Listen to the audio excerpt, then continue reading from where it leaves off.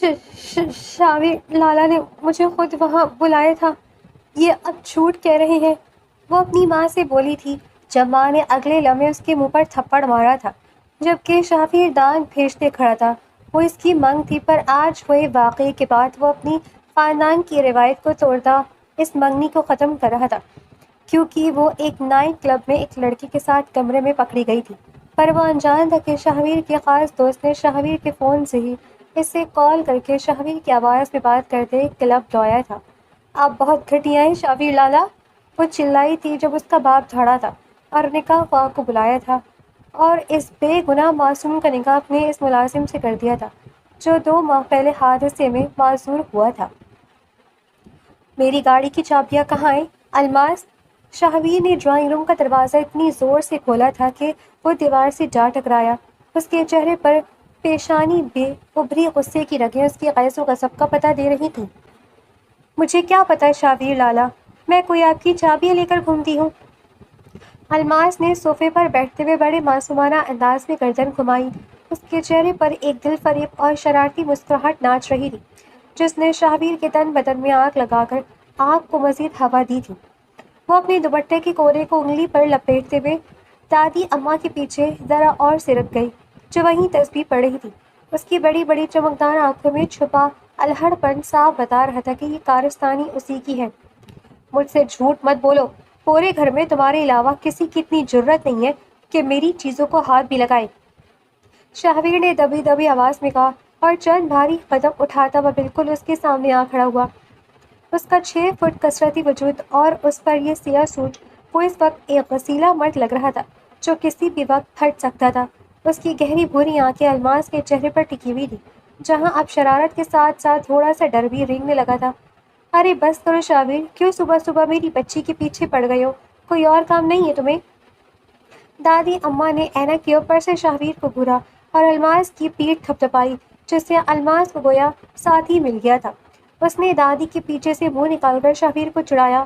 دادی اماں، آپ کے لاڈ پیار نے اسے سر پر چڑھا رکھا ہے، آفس کی امپورٹنٹ میٹنگ ہے میری، اور یہ لڑکی میری گاڑی کی چابیاں غائب کر کے بیٹھی ہے، شاہویر نے دانت بھیجتے ہوئے کہا تھا۔ اس کا بس نہیں چل رہا تھا کہ اس وقت اس لڑکی کو اٹھا کر باہر پھینک دے۔ وہ جتنا سنجیدہ اور روب دار تھا، الماس اتنی ہی لاپرواہ تھی۔ میں نے نہیں چھپائی لالا، ہاں وہ جو کل آپ مجھے یونیورسٹی جانے سے روک رہے تھے نا، شاید اس لیے چابیاں خود ہی کہیں چھپ گئی ہیں کہ اب آپ بھی کہیں نہ جا سکیں، الماس نے دلیری سے جواب دیا، لیکن اگلے ہی لمحے کڑک سن کر وہ چپ ہو گئی۔ الماس، سیدھے طریقے سے چابیاں نکالو ورنہ میرا غصہ تم اچھی طرح جانتی ہو۔ شاہویر کی آواز کا درجہ حرارت یکدم گرا۔ اس کی آواز میں وہ دبدبا اور تحکم تھا جس سے پوری حویلی کانپتی تھی۔ الماس کا دل ایک پل کے لیے لرزا، لیکن وہ بھی تو ضدی لڑکی تھی۔ وہ صوفے سے اٹھی اور تیزی سے دالان کی طرف بھاگی۔ نہیں دیتی، جو کرنا ہے کر لے شاہویر لالا، وہ چلائی اور ہنستی ہوئی کوریڈور کی طرف اڑی، لیکن وہ یہ بھول گئی تھی کہ شاہویر کے قدم اس سے کہیں زیادہ لمبے اور تیز تھے۔ ابھی وہ پچھلے حصے کے بڑے پلر کے پاس پہنچی ہی تھی کہ ایک مضبوط فولادی گرفت نے اس کی کلائی کو جکڑ لیا۔ ایک زوردار جھٹکے کے ساتھ وہ سیدھے شاہویر کے چوڑے اور سخت سینے سے جا ٹکرائی۔ الماس کی سانسیں وہیں رک گئی۔ چھوڑے مجھے، یہ کیا بدتمیزی ہے؟ الماس نے تڑپ کر اپنی کلائی چھڑانے کی کوشش کی، لیکن شاہویر کی گرفت کسی لوہے کے شکنجے جیسی تھی۔ اس نے دوسرے لوہے جیسی بازو الماس کی کمر کے پیچھے پلر پر ٹکا دی جس سے وہ دونوں کے درمیان بالکل محصور ہو کر رہ گئی۔ دونوں کی سانسوں کی گرمی ایک دوسرے کے چہروں پر محسوس ہو رہی تھی۔ ایک دم سے فضا میں ایک عجیب انچاہا سا تناؤ ابھر آیا جس کا اندازہ لاشعوری طور پر دونوں کو ہوا تھا، پر کوئی ماننے کو تیار نہیں تھا۔ بہت زبان چلنے لگی ہے تمہاری، ہے نا؟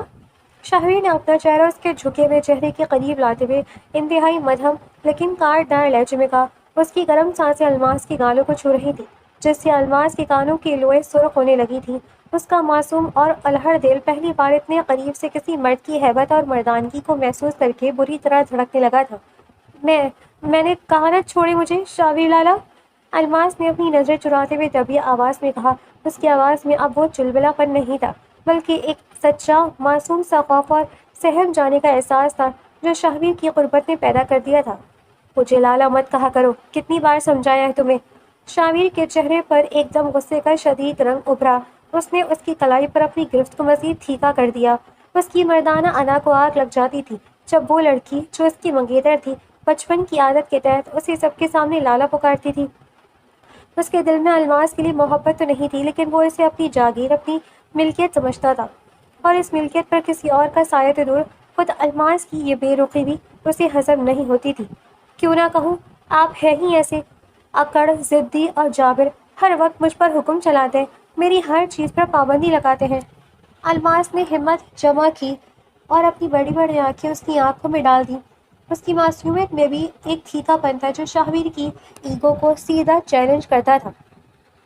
ہاں، چلاتا ہوں حکم، اور ہمیشہ چلاؤں گا۔ تم میری منگیتر و الماس، تمہارا اٹھنا بیٹھنا، یہاں تک کہ تمہارا سانس لینا بھی میری مرضی کے بغیر نہیں ہونا چاہیے، شاہویر نے شیرے کی طرح غراتے ہوئے کہا۔ اس کی نظریں الماس کے سرخ ہوتے چہرے اور کپ کپاتے گلابی ہونٹوں پر جم گئی۔ اس کی انا پسندی اور پوزیسو پن اس وقت عروج پر تھا۔ میں آپ کی کوئی جائیداد نہیں ہوں، یہ منگنی صرف بڑوں کا فیصلہ ہے، میرے دل میں آپ کے لیے کچھ بھی نہیں ہے۔ الماس نے غصے اور تپش میں آ کر سر اگل دیا، یہ سوچے بغیر کہ یہ بات اس مرد کے غرور پر کتنا بڑا وار ہے۔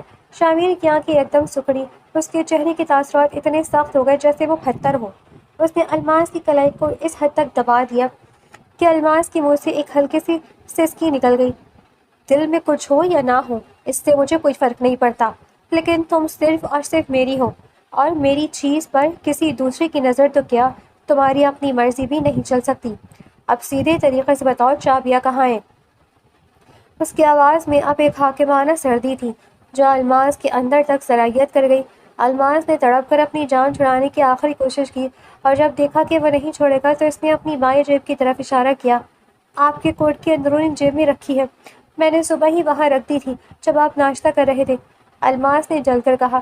شاہویر نے ایک گہرا سانس لیا، اس کے چہرے پر ایک فاتحانہ اور مغرور مسکراہٹ ابھری۔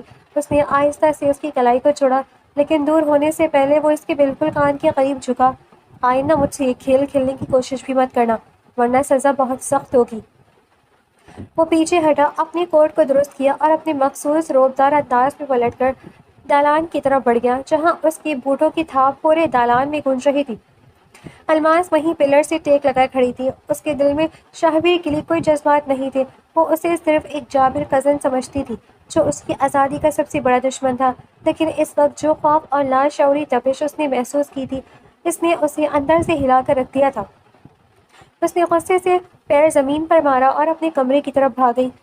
میں نے کہہ دیا نا الماس، آج کے بعد تم یونیورسٹی میں قدم نہیں رکھو گی۔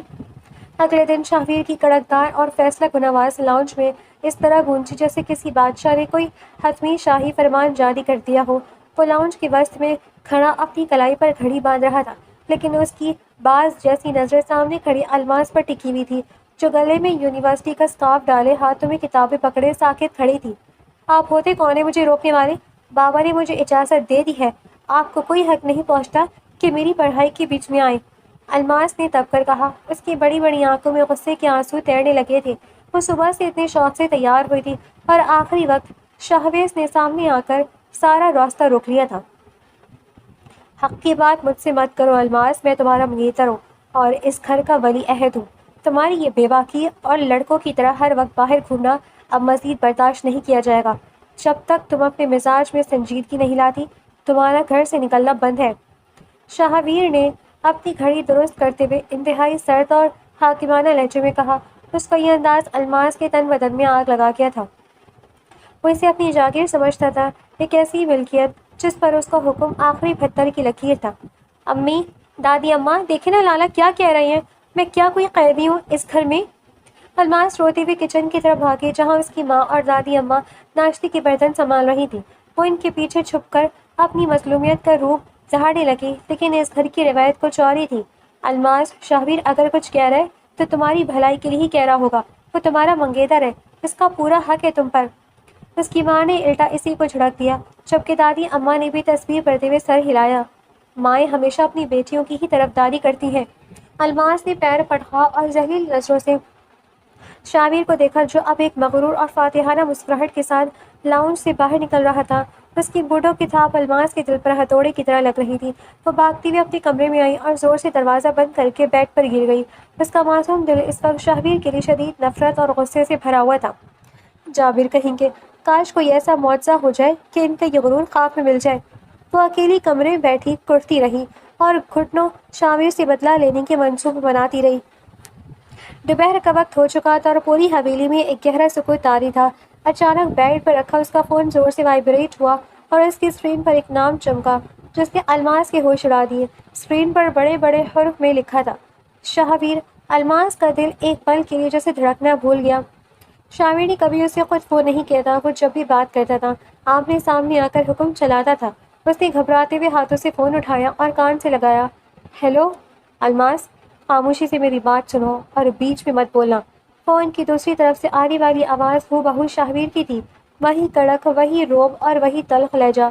شاہویر لیلا، آپ ابھی کے ابھی میں تمہیں ایک ایڈریس میسج کر رہا ہوں، وہاں فوراً پہنچو، مجھے تم سے کچھ انتہائی ضروری بات کرنی ہے۔ فون پر موجود آواز نے انتہائی سختی سے کہا، لیکن میں کیسے آؤں؟ ابھی تو آپ نے مجھے گھر سے نکلنے سے روکا تھا، اور امی اور دادی۔ الماس نے گھبرا کر کہا، اگر تم اگلے آدھے گھنٹے میں اس ایڈریس پر نہ پہنچی تو میں اسی وقت یونیورسٹی کے ڈین کو فون کر کے تمہارا داخلہ ہمیشہ کے لیے کینسل کروا دوں گا۔ اب یہ تمہاری مرضی ہے کہ تمہیں اپنی پڑھائی عزیز ہے یا اپنی ضد۔ میں وہاں انتظار کر رہا ہوں، اور ہاں، گھر میں کسی کو کانوں کان خبر نہیں ہونی چاہیے۔ اس سے پہلے کہ الماس کچھ اور کہتی، فون کٹ گیا۔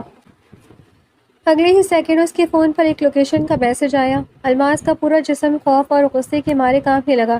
وہ شاہویر کے غصے اور اس کی طاقت سے اچھی طرح واقف تھی۔ وہ جانتی تھی کہ وہ جو کہتا ہے وہ کر گزرتا ہے۔ اس کا معصوم دل بری طرح دھڑک رہا تھا۔ اسے کچھ سمجھ نہیں آ رہا تھا کہ شاہویر اسے اس طرح اکیلے باہر کیوں بلا رہا ہے۔ اس نے جلدی سے اپنے گلے میں دوپٹہ ٹھیک کیا، اپنے آنسو پوچھے اور پچھلے دروازے کی طرف بڑھی جہاں اس وقت کوئی ملازم موجود نہیں تھا۔ وہ دل میں ایک انجانے خوف اور شاہویر کے جابرانہ رویے پر کڑھتی ہوئی حویلی سے باہر نکل گئی۔ اسے اندازہ ہی نہیں تھا کہ وہ اپنے پاؤں سے ایک ایسی دلدل کی طرف بڑھ رہی ہے جہاں رسوائی کا اس کا انتظار کر رہی تھی۔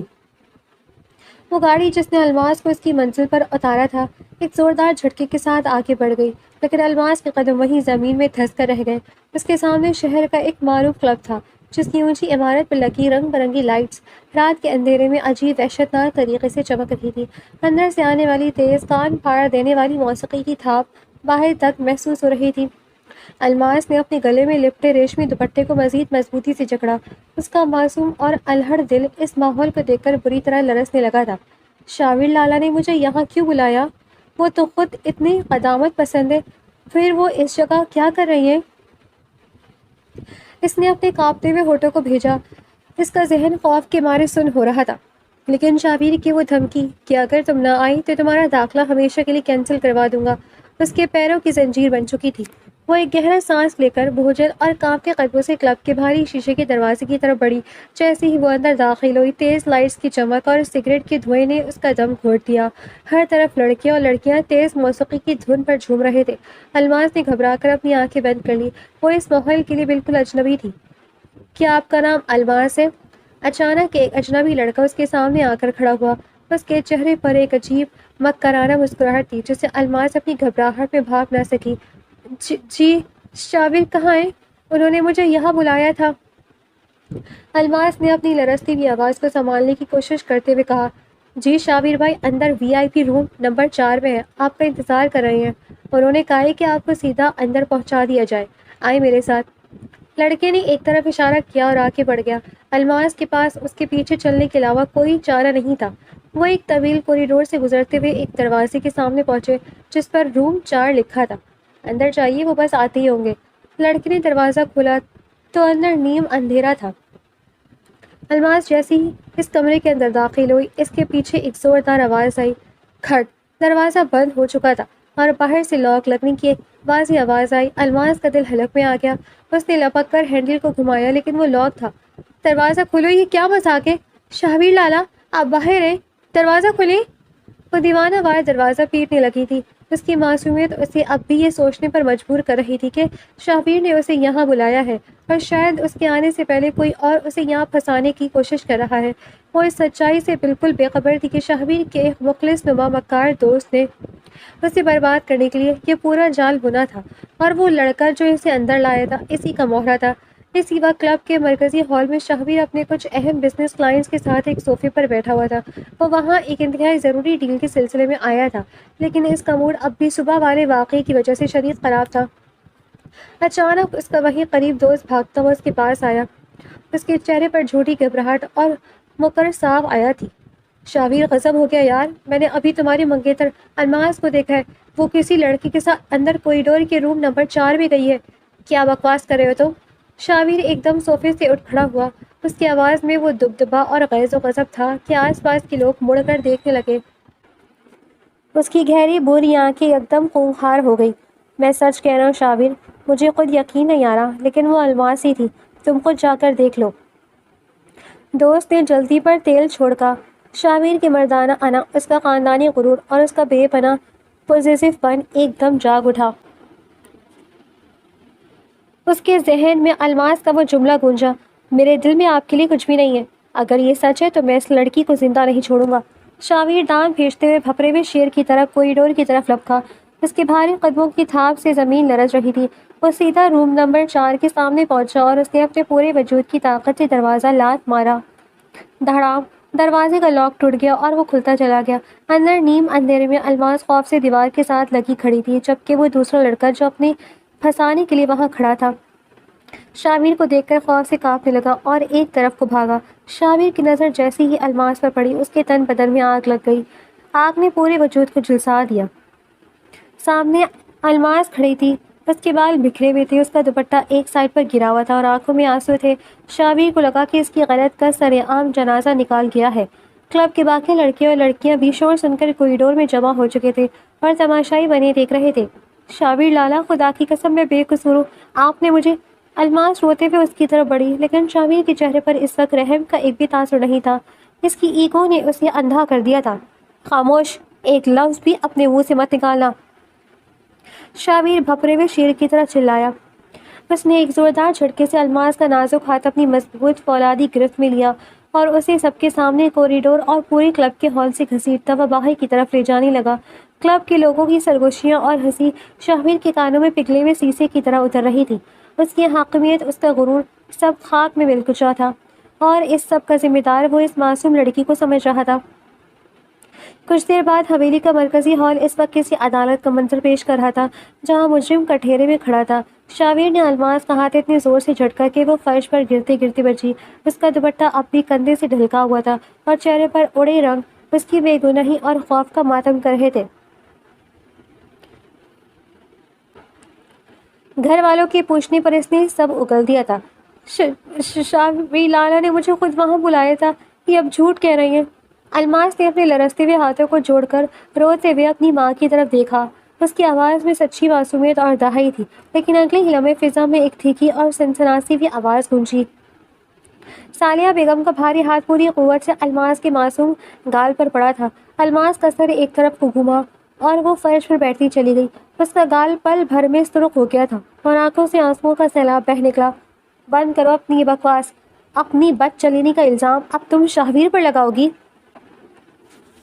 سالیہ بیگم غصے اور شرمندگی سے ہانپ رہی تھی، جبکہ شاویر چند قدم دور اپنے دونوں ہاتھ کوٹ کی جیبوں میں ڈالے دان پھینچتے کھڑا تھا۔ اس کی گہری بھوری آنکھوں میں اس وقت کوئی رحم نہیں تھا، بلکہ ایک زخمی شیر جیسی انا پرستی اور وحشت تھی۔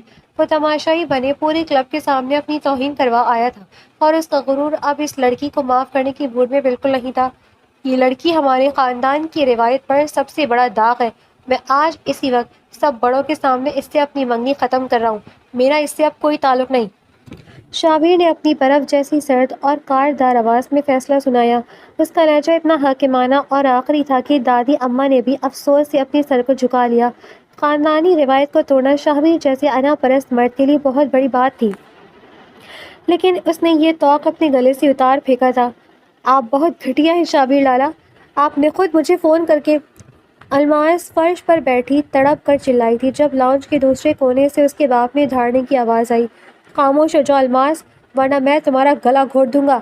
صفدر علی، جو خاندانی غیرت اور بدنامی کے خوف سے پاگل ہو رہے تھے، آگے بڑھ کر انہوں نے اس کے چہرے پر غصے کی وجہ سے خون اتر آیا تھا۔ انہوں نے ہال کے دروازے پہ کھڑے ایک ملازم کی طرف دیکھا۔ جاؤ، اسی وقت محلے کے نکاح خواہ کو بلا کر لاؤ، اس سے پہلے کہ یہ خبر باہر نکلے اور ہماری پگڑی اچھلے۔ میں اس سیاہ بخت کا فیصلہ کرنا چاہتا ہوں۔ لیکن اس کا نکاح کس سے ہوگا؟ رضیہ بیگم نے کانپتی آواز میں پوچھا۔ شاویر نے بھی ایک آبرو اٹھا کر اپنے چچا کی طرف دیکھا تھا۔ صفدر علی کی نظریں گھومتی ہوئی ہال کے ایک کونے کی طرف گئیں، جہاں ایک ویل چیئر پر 25-26 سال کا ایک نوجوان خاموشی سے بیٹھا سر جھکائے یہ سب دیکھ رہا تھا۔ یہ وہی ملازم تھا جو 2 ماہ پہلے ایک شدید حادثے میں معذور ہوا تھا اور حویلی کے پچھلے کمرے میں مقیم تھا۔ اس کی ٹانگ پر اب بھی پٹی بندھی ہوئی تھی اور وہ بالکل لاچار نظر آتا تھا۔ اس کا نکاح زارون سے ہوگا۔ یہی سزا ہے اس لڑکی کی جو کلبوں میں غیر مردوں کے ساتھ پکڑی جاتی ہے۔ بولو تمہیں قبول ہے؟ صفدر علی نے اس معذور نوکر کے سامنے جا کر غصے سے پوچھا۔ الماس نے تڑپ کر اس نوکر کی طرف دیکھا۔ اس کا پورا وجود کانپ رہا تھا۔ وہ ایک چلبلی یونیورسٹی جانے والی لڑکی تھی اور آج اسے ایک معذور ملازم کے پلے باندھا جا رہا تھا۔ اس نے شابیر کی طرف دیکھا کہ شاید وہ اس ظالم کو روکے، لیکن شابیر نے نفرت سے اپنی نظریں دوسری طرف پھیر لی۔ اس کی خاموشی الماس کے دل پر آخری خنجر کی طرح لگی۔ نکاح خواہ منٹوں میں پہنچ گیا۔ پورے ہال میں موت کا سا سکوت طاری تھا۔ نکاح خواہ کی آواز الماس کے کانوں میں ہتھوڑے کی طرح لگ رہی تھی۔ اس کی ماں نے اس کے کندھے کو زور سے دبا کر اسے ہاں کہنے پر مجبور کیا۔ الماس نے روتے ہوئے سسکیاں بھرتے ہوئے اپنی قسمت پر ماتم کرتے ہوئے سر ہلا دیا تھا۔ دوسری طرف جب نکاح خواہ نے اس معذور نوکر سے پوچھا تو اس نے انتہائی دھیمی لیکن پرسکون آواز میں کہا، جی مجھے یہ قبول ہے، کہہ دیا تھا۔ کاغذات پر دستخط ہو گئے تھے اور یوں چند منٹوں کے اندر الماس کی زندگی کا سب سے بڑا تماشا لگ گیا تھا۔ وہ جو چند گھنٹے پہلے تک ایک امیر گھرانے کی لاڈلی اور مغرور مرد کی منگیتر تھی، اب ایک معذور ملازم کی بیوی بن چکی تھی۔ حویلی کے باہر کھڑی ایک پرانی پیلی ٹیکسی کا انجن بری طرح کھانس رہا تھا، جیسے وہ اسے بے آواز رخصتی کا واحد جشن ہو۔ الماس کو اس کی ماں نے بازو سے پکڑ کر تقریباً گھسیٹتے ہوئے اس ٹیکسی کی پچھلی نشست پر بٹھا دیا تھا۔ اس کے پیچھے حویلی کے 2 ملازموں نے اس معذور نوکر کو بڑی مشکل سے ویل چیئر سمیت ٹیکسی کی اگلی سیٹ پر منتقل کیا اور ویل چیئر کو گاڑی کی ڈگی میں ڈال دیا۔ الماس نے روتے ہوئے دھندلی نظروں سے حویلی کی کوریڈور کی طرف دیکھا۔ وہاں شاہویر اب بھی کھڑا تھا، دونوں ہاتھ کوٹ کی جیبوں میں ڈالے، چہرے پر وہی مغرور سنگ دلانہ سردی جمائے۔ اس نے ایک بار بھی الماس کی بے گناہ پکار پر کان نہیں دھرے تھے اور اس کی یہی خاموشی الماس کے دل میں ہمیشہ کے لیے ایک گہرا زخم چھوڑ گئی تھی۔ اور پھر ٹیکسی ایک جھٹکے سے آگے بڑھ گئی۔ حویلی کا عالیشان دروازہ پیچھے چھوٹ گیا اور اس کے ساتھ ہی الماس کی پرسکون چلبلی زندگی کا ہر ایک خواب بھی چکنا چور ہو گیا۔ میری زندگی ایک معذور نوکر کے ساتھ برباد کر دی۔ میں نے کیا گناہ کیا تھا؟ وہ گاڑی کی کھڑکی سے سر ٹکا کر ہچکیوں سے رو رہی تھی۔ اس کا شوہر وہ انسان تھا جو اپنی ٹانگوں پر کھڑا بھی نہیں ہو سکتا تھا۔ گاڑی کے اندر صرف اس کی سسکیوں کی آواز تھی، جبکہ اگلی سیٹ پر بیٹھا زارون بالکل خاموش تھا، جیسے اسے اس روتی ہوئی لڑکی سے کوئی سروکار نہ ہو۔ شہر کی روشن سڑکیں پیچھے چھوٹتی گئیں اور گاڑی ایک ایسے پرسکون پوش علاقے کی طرف مڑ گئی جہاں سڑک کے دونوں طرف اونچے گھنے درخت اور بڑی بڑی کوٹھیاں تھیں۔ الماس نے حیرت سے اپنے آنسو پوچھے اور باہر دیکھا۔ یہ شہر کا مہنگا ترین علاقہ تھا۔ یہاں اس کا شوہر اسے کہاں لے کر جا رہا تھا؟ ٹیکسی ایک انتہائی شاندار محل نما اور جدید طرز کے اربوں روپے کے بنگلے کے سامنے جا کر رکی۔ اس بنگلے کا لوہے کا بڑا تھا۔ روپ دار گیٹ خود کار طریقے سے کھلا۔ ٹیکسی اندر داخل ہوئی تو سامنے ایک وسیع چمکتا ہوا لان اور قیمتی گاڑیوں کا ایک پورچ تھا۔ ٹیکسی ڈرائیور نے گاڑی روکی تو اگلی سیٹ سے اس نوکر نے بٹوے سے 5,000 کا نوٹ نکال کر ڈرائیور کی طرف بڑھایا۔ ڈرائیور نے حیرت سے دیکھا کیونکہ کرایہ تو صرف چند 100 روپے تھا۔ باقی آپ رکھ لیں۔ اس نوکر کی آواز میں وہ دھیما پن اب غائب تھا، بلکہ اس کی جگہ ایک گہرا، روپ دار اور پختہ لہجہ ابھر آیا تھا۔ وہ خود ٹیکسی کا دروازہ کھول کر نیچے اترا۔ الماس پچھلی سیٹ پر بیٹھی شوق کے مارے تماشائی بنی ہوئی تھی کہ وہ اب اپنی ویل چیئر کا انتظار کرے گا، لیکن جو منظر اس کی آنکھوں کے سامنے چلا اس نے اس کے ہوش اڑا دیے۔ اس نوکر نے اپنی ٹانگ پر بندھی پٹی کو ایک ہی جھٹکے سے کھول کر نیچے پھینکا۔ وہ بغیر کسی سہارے، بغیر کسی تکلیف کے بالکل سیدھا اپنے دونوں پیروں پر کھڑا ہو گیا۔ اس کا قد 6 فٹ سے بھی اوپر تھا۔ اس کا چوڑا سینہ اور اس کے چہرے پر اب نوکروں والی عاجزی بالکل غائب تھی۔ وہ ایک ٹھیکا، روپ دار اور اصل مرد لگ رہا تھا، جس کا دبدبہ شاہویر سے بھی کہیں زیادہ بڑا اور سچا تھا۔ الماس کی آنکھیں پھٹی کی پھٹی رہ گئیں۔ اس کا مائیگرین ایک دم سے بڑھ گیا۔ اسے لگا کہ شاید وہ کوئی خواب دیکھ رہی ہے۔ وہ جلدی سے ٹیکسی سے باہر نکلی۔ تمہاری ٹانگ تو ٹوٹی ہوئی تھی، تم معذور تھے؟ الماس کی آواز اس کے حلق میں پھنس کر رہ گئی۔ زارون نے کوئی جواب نہیں دیا۔ اس نے ایک نظر الماس کے سرخ روتے ہوئے چہرے اور بکھرے بالوں پر ڈالی، پھر اس کا نرمی مگر مضبوط سے ہاتھ پکڑا اور اسے بنگلے کی عالی شان ہال کے اندر لے آیا۔ محل نما بنگلے کے اندر قیمتی فانوس اور نوکر چاکر کھڑے تھے جو زارون کو دیکھ کر احترام سے سر جھکا رہے تھے۔ زارون نے الماس کا ہاتھ چھوڑا اور صوفے پر بیٹھتے ہوئے اپنی قمیض کی آستینیں اوپر چڑھانے لگا۔ تم کون ہو؟ یہ سب کیا ہے؟ تم ہمارے گھر میں نوکر بن کر کیوں رہ رہے تھے؟ الماس دیوانہ وار چلائی۔ اس کا معصوم ذہن اس بڑے سرپرائز کو جھیل نہیں پا رہا تھا۔ اسے کچھ سمجھ نہیں آ رہا تھا کہ یہ نوکر اچانک ایک امیر زادہ کیسے بن گیا۔ زارون نے صوفے کی پشت سے ٹیک لگائی اور اپنی گہری سی آنکھیں الماس کے چہرے پر ٹکا دی۔ اس کے چہرے پر ایک دلفریب مسکراہٹ ابھری، پر وہ کچھ نہیں بولا، جیسے وہ الماس کو اس الجھن اور تجسس کی آنکھ میں مزید دبانا چاہتا ہو۔ اور پھر زارون نے اسے ملازمہ کے ذریعے ایک کمرے میں بھیج دیا تھا، اور پھر وقت اسی رفتار کے ساتھ گزرتا گیا۔ ایک ہفتہ گزر چکا تھا اور اس ایک ہفتے میں ان کا آمنا سامنا بہت کم ہوتا تھا۔ اس ایک ہفتے میں الماس کی دنیا بالکل بدل چکی تھی۔ وہ جو حویلی میں سب کی لاڈلی تھی، اب اس بڑے محل نما بنگلے میں خود کو کسی قید میں محسوس کر رہی تھی۔ زارون کا انداز نہ تو شاویر جیسا ظالم تھا اور نہ ہی کسی عام مرد جیسا۔ وہ بلا کا خوبصورت حد درجہ روبدار تھا، جس کی خاموش نگاہیں بھی الماس کے دل کی دھڑکنیں بے ترتیب کرنے کے لیے کافی تھیں۔ وہ دن بھر آفس میں ہوتا، لیکن اس کے جانے کے بعد بھی الماس کو محسوس ہوتا تھا کہ اس کی ہر ضرورت کا خیال رکھا جا رہا ہے۔ اس کے پسندیدہ کھانے، اس کے کمرے کی ترتیب، یہاں تک کہ اس کے یونیورسٹی کے نوٹس بھی میز پر لا کر رکھ دیے گئے تھے۔ الماس کا دل اس پراسرار نوکر جو اب اس کا شوہر تھا، اس کی پوشیدہ کیئر کو محسوس کر کے دھیرے دھیرے اس کی طرف مائل ہونے لگا تھا۔ دونوں کے درمیان ایک ایسی تھیکی اور میٹھی کیمسٹری جنم لے رہی تھی جس کا اعتراف ابھی کسی نے نہیں کیا تھا۔ ایک رات جب بارش تیز برس رہی تھی اور پورے بنگلے پر ایک رومانوی سکوت طاری تھا، زارون اپنے بلیک 3 پیس سوٹ میں ملبوس، ہاتھ میں کافی کا مگ لیے، لاؤنج کی بڑی شیشے کی کھڑکی کے پاس کھڑا باہر دیکھ رہا تھا۔ الماس اپنے کمرے سے نکلی۔ اس کے بکھرے بال اس کے گورے مکھڑے پر بکھرے ہوئے تھے اور اس کی جھیل جیسی آنکھوں میں آج ایک پختہ ارادہ تھا۔ وہ سیدھی اس کے سامنے جا کر کھڑی ہو گئی۔ میں آج مزید ایک سیکنڈ بھی اس خاموشی کو برداشت نہیں کروں گی۔ تمہیں مجھے بتانا ہوگا کہ یہ سب کیا ہے، تم کون ہو اور میرے گھر میں نوکر بن کر کیوں آئے تھے؟ الماس نے تپ کر کہا۔ اس کی آواز میں وہی پرانی معصوم ضد تھی، لیکن اس بار اس کی آنکھوں میں زارون کے لیے ایک انجانا سا مان بھی تھا۔ زارون نے کافی کا مگ آہستہ سے میز پر رکھا۔ اس نے چند بھاری قدم اٹھائے اور بالکل الماس کے قریب آ کھڑا ہوا۔ اس کی 6 فٹ سے اونچی قامت کے سامنے الماس ایک دم معصوم اور نازک سی لگی۔ اس نے اپنا ہاتھ اٹھایا اور الماس کے چہرے پر آئی ایک آوارہ لٹکو بڑے پیار سے اس کے کان کے پیچھے اڑسا۔ اس کی لمس کی تپش سے الماس کا پورا وجود ایک پل کے لیے لرز اٹھا۔ کیا واقعی تم سچ جانا چاہتی ہو الماس؟ اس نے اپنی گہری مدھم اور سحر انگیز آواز میں پوچھا۔ اس کی سیاہ آنکھیں الماس کے چہرے کے تاثرات کو پڑھ رہی تھیں۔ ہاں، میں سچ جانا چاہتی ہوں، اس سے پہلے کہ میں پاگل ہو جاؤں۔ الماس نے اپنی نظریں اس کی پرکشش آنکھوں میں ڈالتے ہوئے کہا، تو سنو، میں اس شہر کی سب سے بڑی کنسٹرکشن کمپنی کا مالک ہوں، اور میں تمہارے گھر میں کوئی اتفاق سے نہیں آیا تھا، بلکہ میں وہاں صرف اور صرف تمہاری وجہ سے ایک نوکر کا روپ دھار کر آیا تھا۔ زارون نے سر اگل دیا۔ اس کا یہ اعتراف لاؤنج میں کسی بم کی طرح پھٹا۔ تم جھوٹ بول رہے ہو، ایسی کوئی بات نہیں ہے۔ اگر تم مجھے پسند کرتے تھے، تم اتنے امیر تھے، تو تم نے مجھ سے کچھ کہا کیوں نہیں؟ میرے گھر رشتہ کیوں نہیں بھیجا؟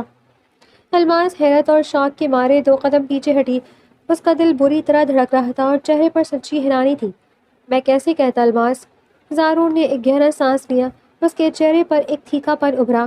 میں اچھی طرح جانتا تھا کہ تمہارے خاندان کی روایت کیا ہے۔ تم لوگ اپنے خاندان سے باہر کسی غیر میں شادی کا سوچ بھی نہیں سکتے تھے، اس لیے میرے پاس کوئی چارہ نہیں تھا۔ میں بس تمہیں روز دیکھنے کے لیے، تمہاری حفاظت کرنے کے لیے وہاں نوکر بن کر آیا تھا۔ اور رہی بات اس حادثے کی، تو آج سے کچھ عرصہ پہلے واقعی میرا ایکسیڈنٹ ہوا تھا اور میری ٹانگ ٹوٹی تھی، لیکن جب اس دن کلب والے واقعے کے بعد تمہارے گھر والوں نے مجھے معذور سمجھ کر نکاح کے لیے بلایا، تو میں نے بھی جھوٹ بولا کہ میں اب تک معذور ہوں۔ میں نے سچ اس لیے نہیں اگلا کیونکہ میں جانتا تھا کہ اگر میں نے اس وقت سچ بتا دیا تو وہ خاندانی غیرت کے نام پر تمہاری جان لے لیتے یا تمہیں شہویر کے جہنم میں دھکیل دیتے۔ میں تمہیں اس دلدل سے نکال کر ہمیشہ کے لیے اپنا بنانا چاہتا تھا۔ زارون نے اپنے دل کا سارا سچ اس کے سامنے رکھ دیا۔ اس کا روب دار روپ اب ایک سچے عاشق کے روپ میں بدل چکا تھا جو اپنی شیرنی کو حاصل کرنے کے لیے کسی بھی حد تک سے گزر گیا تھا۔ الماس ساکت کھڑی اسے دیکھ رہی تھی۔ اس کی آنکھوں سے آنسو بہہ نکلے، لیکن یہ آنسو غم کے نہیں بلکہ اس سچے اور بے لوث عشق کے سحر میں گرفتار ہونے کے تھے جس نے اسے زمانے کی رسوائی سے بچا کر ایک ملکہ کی طرح اپنے محل میں لا کر رکھا تھا۔ وہ اس کے سچے حصار میں پوری طرح آ چکی تھی، لیکن وہ یہ نہیں جانتی تھی کہ اس طوفان کے بعد باہر ایک اور بڑا طوفان ان کا منتظر ہے۔ ٹھیک ایک ہفتے بعد حویلی کے اسی ڈرائنگ روم میں جہاں الماس کی قسمت کا فیصلہ ہوا تھا، ایک اور دھماکہ ہوا تھا۔ شاویر کے سامنے میز پر کچھ ایسی چیزیں اور تصاویر پڑی تھیں جنہیں دیکھ کر اس کے پیروں تلے سے زمین نکل چکی تھی۔ کلب کے اس مکار دوست کی حقیقت کھل کر سامنے آ چکی تھی اور سچائی ابل پڑی تھی کہ الماس پاک دامن اور بالکل بے قصور تھی، لیکن اس سے بھی بڑا جھٹکا شاہوں کو یہ لگا تھا کہ وہ معذور نوکر جس کی انہوں نے سزا کے طور پر الماس سونپی تھی، کوئی عام انسان نہیں بلکہ اس ملک کا مانا ہوا بزنس ٹائکون تھا۔ وہ ایک سوچی سمجھی پلاننگ کے تحت ان کے گھر میں رہ رہا تھا۔ شاہویر کی مردانہ انا، اس کا شدید حسد اور الماس کو کھونے کا پچھتاوا اسے پاگل کر رہا تھا۔ اس کی گہری بوری آنکھیں خونخوار ہو گئیں اور اس نے دانت بھیجتے ہوئے میز پر مکہ مارا۔ وہ اپنی پوری فیملی کو گاڑیوں میں بٹھا کر اسی وقت زارون کے محل نما بنگلے کی طرف روانہ ہو گیا۔ وہاں پہنچ کر شاہویر گرجتا ہوا گاڑی سے اترا۔ اس کے پیچھے الماس کے والدین بھی تھے، جو اس عالیشان بنگلے کو دیکھ کر شاک میں آ چکے تھے کہ یہ کسی نوکر کا گھر نہیں ہو سکتا۔ شاہویر نے بنگلے کا گیٹ بغیر اجازت کھولا اور اپنی پوری فیملی کے ساتھ ہال کے وسط میں جا کھڑا ہوا۔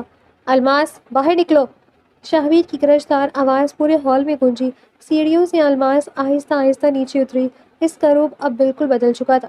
اس کے چہرے پر اب وہ خوف نہیں تھا بلکہ ایک وقار عورت کا روپ تھا، اور اس کے پیچھے زارون نے اپنے پورے روبدار انداز میں اپنی قمیض کے کف لنگس درست کرتا ہوا آ رہا تھا۔ اس کی سیاہ آنکھوں میں شاہویر کے لیے ایک واضح حقارت اور چیلنج تھا۔ الماس بیٹی، یہ سب کیا ہے؟ وہ نوکر، وہ کوئی نوکر نہیں ہے۔ الماس کے باپ نے حیرت اور پچھتاوے سے کانپتے ہوئے اپنے سامنے کھڑے عالیشان ہیرو کو دیکھا۔ چچا، یہ ایک دھوکے باز ہے۔ اس نے معذوری کا ناٹک کر کے ہماری خاندانی غیرت کا فائدہ اٹھایا اور ہماری لڑکی کو چھین لیا۔ شاہویر بھپرے ہوئے شیر کی طرح چلایا۔ وہ چند قدم آگے بڑھا اور الماس کے بالکل قریب آ کر اس کا ہاتھ پکڑنے کے لیے بازو پھیلایا۔ اس کے چہرے پر وہی پرانا پوزیسو پن اور حکم چلانے والی انا آیا تھی۔ الماس، مجھے سب معلوم ہو چکا ہے۔ کلب میں تم بے قصور تھی، وہ میرے دوست کی سازش تھی۔ میں تمہیں معاف کرتا ہوں اور خاندانی روایت کے مطابق تمہیں واپس لے جانے آیا ہوں۔ چلو میرے ساتھ، اس مکار سے ابھی اسی وقت طلاق لو۔ یہ خاندانی بدنامی ہے، ہم اس غیر خاندانی شخص کے ساتھ تمہیں نہیں چھوڑ سکتے۔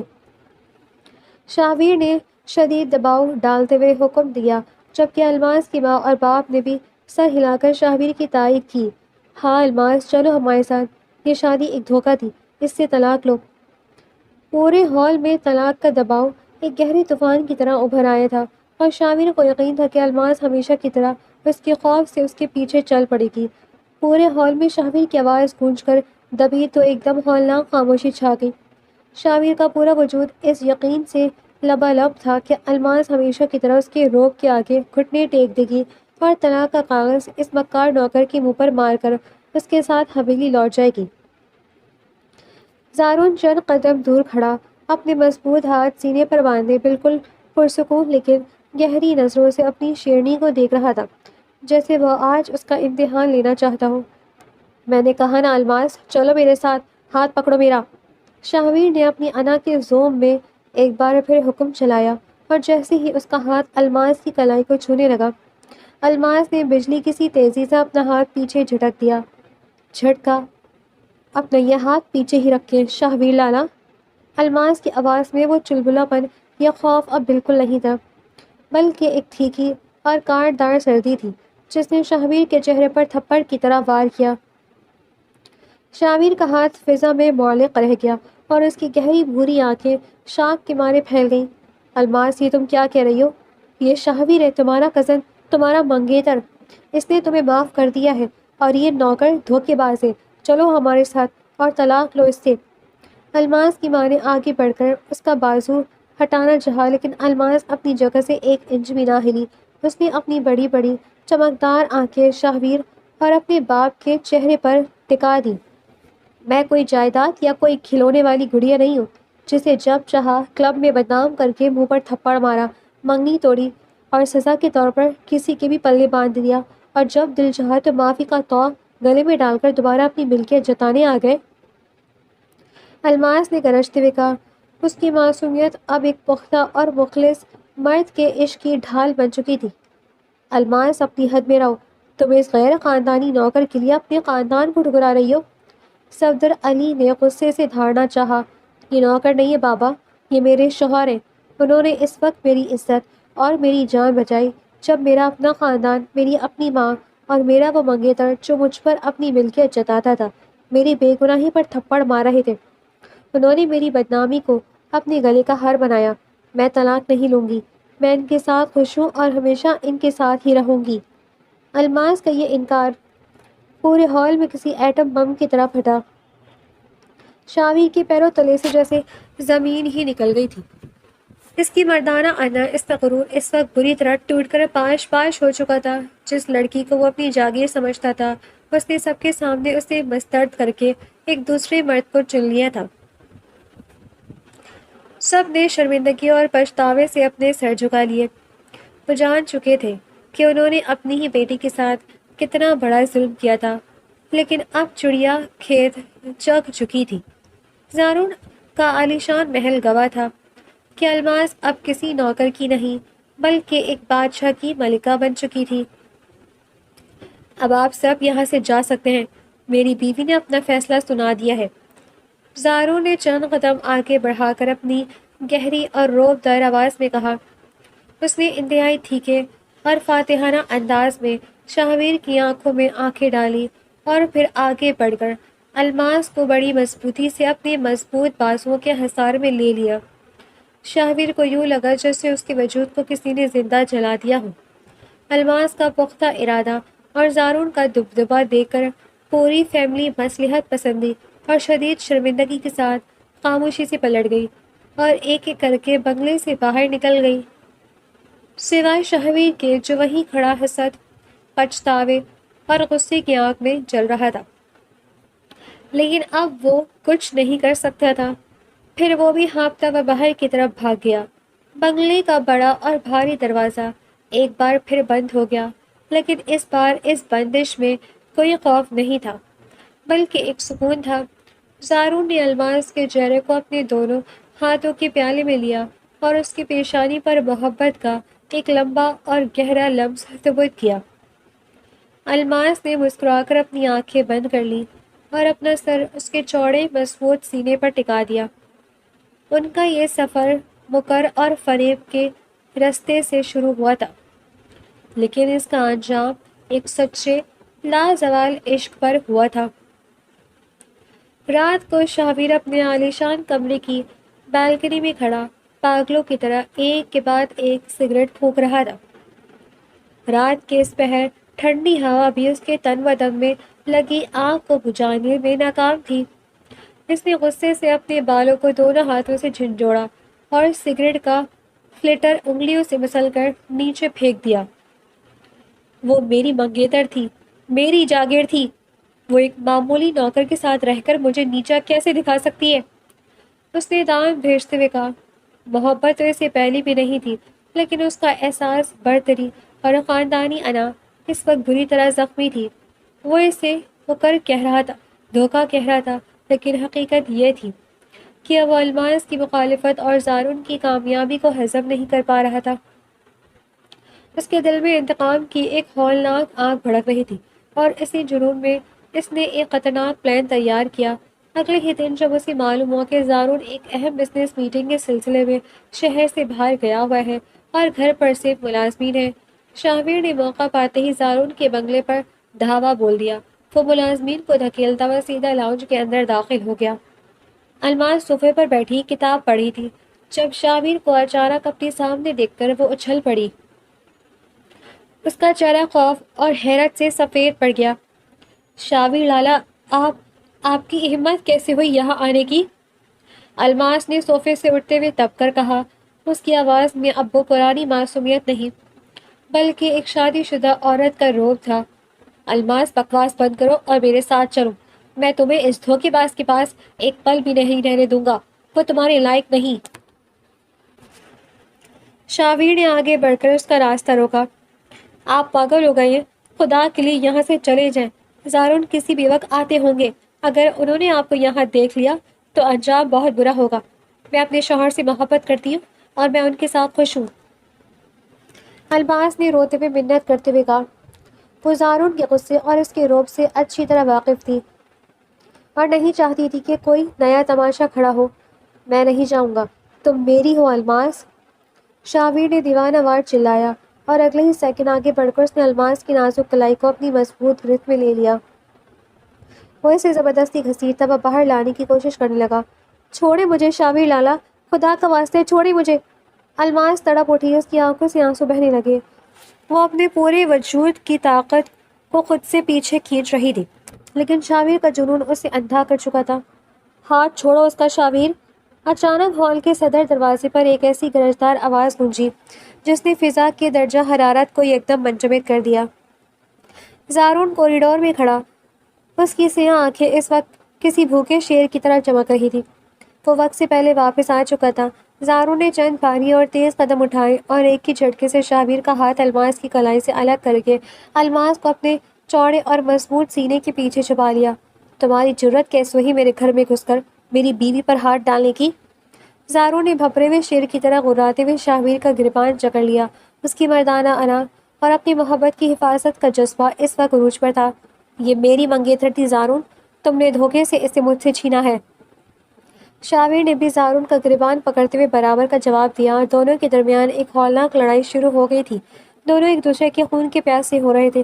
ہال کے قیمتی گلدان اور فرنیچر تاش کے پتوں کی طرح بکھرنے لگے تھے۔